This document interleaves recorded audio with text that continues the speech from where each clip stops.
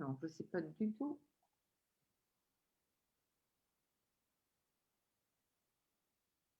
Ah, ça y est, ça marche, apparemment. Alors, non, moi je ne me vois pas. Ça y est, c'est bon. Hello, hello. Comment allez-vous? On va attendre 2 petites minutes avant de démarrer. Que ça se connecte un petit peu. Alors, ah bah oui, il y a un sacré décalage parce qu'en fait, je viens de me voir faire coucou. Aïe, aïe, aïe, aïe, aïe. Bon, alors, attends, je ne vois absolument rien. Ah bah c'est bien parce que maintenant, je l'ai dans mes oreilles. Voyons que tu me parles. Ouais, c'est bon. Ça doit être bon là. Alors, attends, par contre, non, il faut que Alors, attends, faut que je coupe le portable parce que sinon, je ne vais pas t'entendre, Anne-Marie. Bon, eh ben, on va y aller, hein, parce que je ne sais pas qui est là, qui n'est pas là. Je ne vois pas les commentaires, donc je ne sais pas. Ok. Bonjour, bonjour, bonsoir, ce vendredi 18h30. Tu sais qu'on change d'heure demain. Voilà. Aujourd'hui, j'ai le plaisir de venir faire ce live avec mon amie Anne-Marie. Anne-Marie, je la connais depuis 18 ans. Ouais. Voilà. Vous avez peut-être vu passer un post qui célébrait nos 18 ans d'ancienneté en amitié. On a toujours gardé le contact. On s'est toujours donné des petites nouvelles, même si ce n'était pas super fréquent. Et je voulais vous partager un petit peu l'histoire d'Anne-Marie parce que ça fait très longtemps qu'on se connaît. Et puis, elle a eu, c'est une histoire à succès. Et moi, j'aime les histoires à succès parce que je trouve que c'est bien de les partager. Ça donne envie aux autres de faire peut-être la même chose. Donc, bonsoir Anne-Marie. Et bonsoir Nathalie. Comment vas-tu? Écoute, ça va super bien et je suis très heureuse de faire ce live avec toi. Voilà. On n'aurait jamais pu croire qu'un jour on ferait un live ensemble. Non, D'abord, les lives n'existaient pas à l'époque. et en plus, on est assortis, tu as vu. Tout à fait.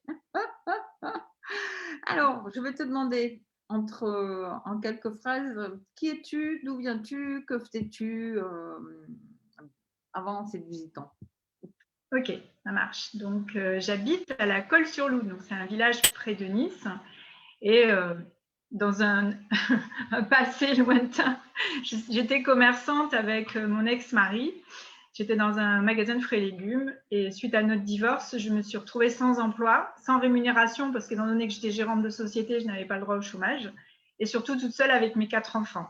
Donc j'avais 45 ans et je n'arrivais pas à trouver de boulot parce que j'étais pas ce qu'on appelle recyclable puisque j'étais commerçante parce que mon mari était commerçant et j'avais pas de métier à proprement dit. Et j'étais à la recherche désespérément d'un emploi et j'arrivais pas à trouver de travail, tout simplement. Donc du coup, je suis rentrée dans Herbalife Nutrition parce que déjà, je me suis dit, c'est un job, mais jamais j'aurais pensé que j'allais faire ça toute ma vie quand j'ai démarré. Et c'est surtout aussi parce que j'ai vu le fait que j'allais pouvoir gérer mon temps par rapport à mes enfants. C'est surtout ça qui était important pour moi. Ok. Donc, il y a 18 ans, tu es rentrée chez Herbalife. Donc, ton histoire a évolué comment chez Herbalife? Tu as démarré tout de suite. Son démarrage, il était comment? Voilà, raconte-moi un petit peu comment tu as monté les marches petit à petit. D'accord. Oui, j'ai démarré tout de suite, hein, de toute façon. Et alors, j'étais aussi, il faut savoir que j'étais quelqu'un de très, très timide.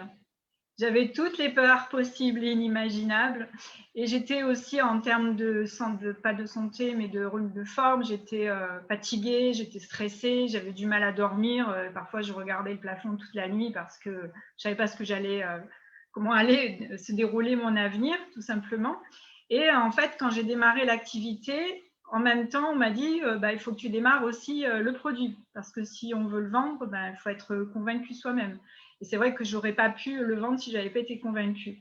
Donc, dès que j'ai commencé à prendre le petit déjeuner, en l'occurrence, j'ai tout de suite retrouvé de l'énergie. J'ai commencé à dormir, donc ça, c'était chouette. Mais j'ai du coup aussi affiné ma silhouette, j'ai perdu du poids, je me suis sentie en pleine forme. Et maintenant, ça fait 18 ans que c'est mon petit-déj, en l'occurrence. Et de temps en temps, bon, on verra peut-être après, je remplace des repas de temps en temps parce qu'on peut faire plein de bonnes choses avec les produits. Et après, je suis rentrée tout simplement dans le cursus de formation. Donc, j'ai suivi. Et je suis quelqu'un d'enseignable, c'est-à-dire que j'ai toujours fait ce qu'on m'avait dit de faire. Mais bon, c'est vrai aussi que je ne savais pas dire non. Mais ça m'a servi de ne pas savoir dire non. Parce que du coup, j'ai fait étape par étape tout ce qu'on m'a dit de faire. Et voilà, tout simplement, quoi. Ouais, génial. Et aujourd'hui, tu es… Alors aujourd'hui, je suis montée dans le plan de marketing parce que je me suis prise au jeu. Comme je disais tout à l'heure, je ne pensais pas en faire mon métier toute ma vie. Mais au bout d'un moment, voilà, je me suis prise dans le bel engrenage de cette activité. Et ça m'a permis de monter les échelons du plan. Pas tous encore, il y en a encore à venir, mais déjà de monter pas mal d'échelons dans le plan de marketing. Donc maintenant, j'ai 62 ans. Et je suis vraiment heureuse dans ma vie parce que quand j'étais commerçante, je gagnais bien ma vie, mais j'étais triste et j'étais malheureuse parce que je ne choisissais pas ma vie. Et là, avec cette activité, je gagne de l'argent, mais je suis aussi pleinement heureuse parce que je choisis mon temps de travail, je choisis ma vie, tout simplement. Donc ça, c'est juste magique. Enfin, personnellement, pour moi, c'est la liberté que ça procure, c'est juste magique. Après, chacun est différent, mais j'allais te demander qu'est-ce que tu aimes dans cette activité. C'est même pas la peine que je demande, puisque tu me l'as déjà dit. Bon, voilà, ok. Dis-moi, est-ce que tu as une phrase qui te correspondrait? Alors, une phrase qui me correspondrait, il y a quelque chose parce que j'ai ouvert un club de nutrition dans mon village et il y a une phrase qui est accrochée dans mon club et que j'aime bien et que je pense qu'elle me correspond, c'est il faut viser la lune parce que même en cas d'échec, on atterrit dans les étoiles. Oh, c'est génial. Ah ouais, tout à fait. Elle me va bien aussi, celle-là. Tu as une anecdote drôle durant ton parcours à nous partager? Alors, une anecdote drôle, Anecdote peut-être pas drôle, enfin un truc bizarre ou des choses. Voilà. non, j'ai quelque chose d'assez en même temps rigolo et puis exceptionnel aussi parce que, comme je te dis, j'étais vraiment quelqu'un de très timide et dans toutes les peurs. Et au bout de 2 ans que j'avais démarré l'activité, on nous a proposé de faire des soins du visage. Et moi, je suis quelqu'un à la base qui ne soignait pas la peau. Tout ce qui était cosmétique, c'était un enfer pour moi. Je connaissais absolument pas. Mais mon mode de fonctionnement, c'est je me jette quand même à l'eau et après, je fais mes petits réglages. Et donc là, c'était vraiment les débuts de l'activité. Et il fallait aller faire un soin du visage chez les personnes, leur offrir un soin. Alors, je ne suis pas esthéticienne, je ne touche pas la peau des gens, mais bon, voilà, sous mon coaching, les personnes devaient utiliser les produits. Et voilà que j'arrive chez une dame qui était magnifique, mais vraiment magnifique. Et elle m'ouvre la porte de sa salle de bain. Il devait y avoir au moins 200 produits de cosmétiques. Et moi, la panique à bord à l'intérieur. Mais j'ai dit, il ne faut absolument pas que je le montre parce que je me suis dit, je suis là pour lui donner des conseils. Mais en fait, c'est la catastrophe pour moi. Donc, on a fait le soin. Et on fait le soin en 2 parties du visage, une fois d'un côté, une fois de l'autre, pour montrer un peu la différence. Et de l'autre côté, j'ai oublié de mettre un produit, en fait. Et elle m'a fait la réflexion, et puis je me suis dit, non, non, c'est tout à fait normal, c'est juste pour voir. Enfin, voilà, je pense qu'elle a eu pitié de moi, elle m'a acheté quand même des produits. Mais voilà, ça me reste, c'est resté marqué en moi, cette anecdote, parce que finalement, il faut y aller, quoi, tout simplement. Et Il faut se jeter à l'eau, hein, et puis voilà, se jeter à l'eau. tu vois, finalement, ça marchait quand même, même si, comme tu dis, elle a eu pitié. En tout cas, elle a dû voir que tu étais pleine de bonne volonté et ça se mérite, quoi. Je veux dire, quand tu as des gens sensés, ils comprennent et ils doivent sentir aussi cette peur qui devait te tenailler au fond du ventre. Tu sais, moi, ça a été le jour où j'ai tapé à la porte de la première personne pour l'inviter à une réunion. Je connaissais personne et j'ai cru que je me jetais dans le vide. Mais c'est des trucs qui te marquent et qui te restent. Mais bon, tu veux le faire, enfin, Ouais. on le fait ou on ne le fait pas, mais si on ne le fait pas, il ne se passe rien dans la vie. Alors,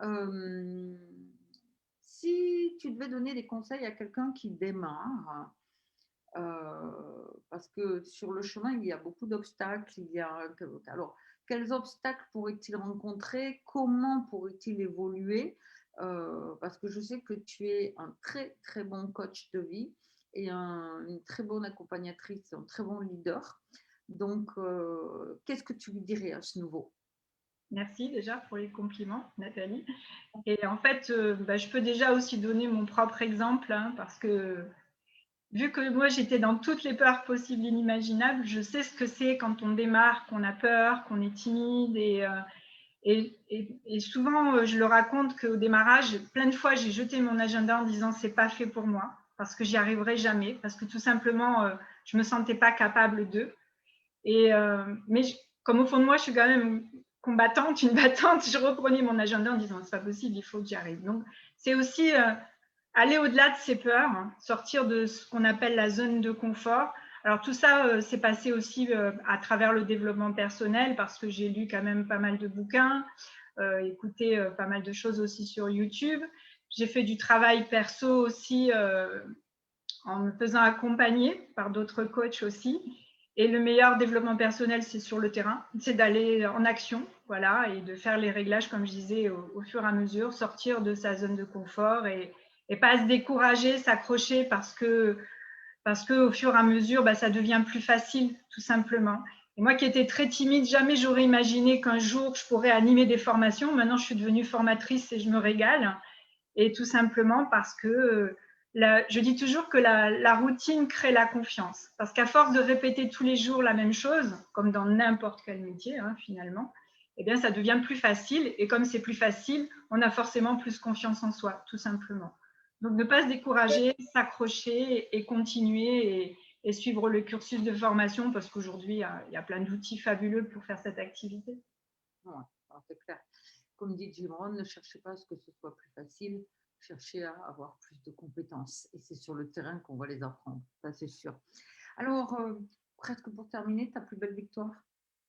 Et je pense que ma plus belle victoire, c'est d'être sortie de cette fameuse timidité parce que au démarrage de mon activité, on devait aussi pas mal mettre pas mal de flyers sur les voitures, les boîtes aux lettres. C'était la méthodologie de l'époque. Moi, je descendais la nuit à minuit pour aller mettre les tracts dans les boîtes aux lettres pour pas que les gens me voient. Tellement j'avais peur. Et des fois, je mettais des lunettes de soleil pour me dire on va pas me reconnaître, on va pas me voir. Truc. Aujourd'hui, ça me fait rire, mais à l'époque, c'était très important. Et d'être sortie de là et voilà, et de pouvoir d'être montée aussi sur scène quand dans les grands événements, d'animer des formations, tout ça, pour moi, c'est une belle victoire. Ouais, c'est clair. Moi, j'aurais eu plus peur de sortir à minuit toute seule, mettre des flyers. Comme quoi, tu vois, on n'a pas la même notion des trucs. Ok. Je vais te laisser le mot de la fin. Merci, merci de cette interview. J'avais vraiment envie de t'interviewer parce que tu es quand même un modèle pour moi. Donc, voilà. Et ça fait 18 ans qu'on se suit, donc c'est important. Et je voulais mettre quelque part mon ami aussi. Voilà. Je sais que c'est une première, le live en direct sur le profil, donc ça c'est génial.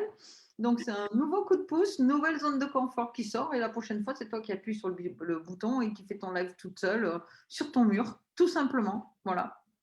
Donc je te laisse le mot de la fin. Ok, super. Merci beaucoup. Merci pour tout.